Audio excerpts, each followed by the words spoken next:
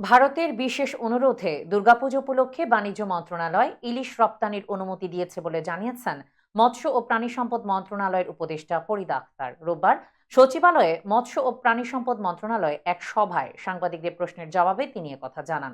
উপদেষ্টা বলেন, বাণিজ্য মন্ত্রণালয় স্বাধীনভাবে ইলিশ রপ্তানির অনুমোদন দিয়েছেন। তার একটা অনুরোধের পরিপ্রেক্ষিতে এ অনুমোদন দিয়েছেন। দুর্গাপুজো উপলক্ষে ভারতের বিশেষ অনুরোধ ছিল, সে অনুযায়ী তারা করেছেন। এদিকে প্রজনন মৌসুম হওয়ায় আগামী 13ই অক্টোবর থেকে 3রা নভেম্বর পর্যন্ত ইলিশ ধরায় নিষেধাজ্ঞা দিয়েছে মৎস্য ও প্রাণী সম্পদ মন্ত্রণালয়। ইলিশের নিরাপদ প্রজননের লক্ষ্যে সারা দেশে 22 দিন ইলিশ আহরণ, পরিবহন, কেনাবেচা, মজুদ ও বিনিময় নিষিদ্ধের কথা জানান মৎস্য ও প্রাণী সম্পদ উপদেষ্টা।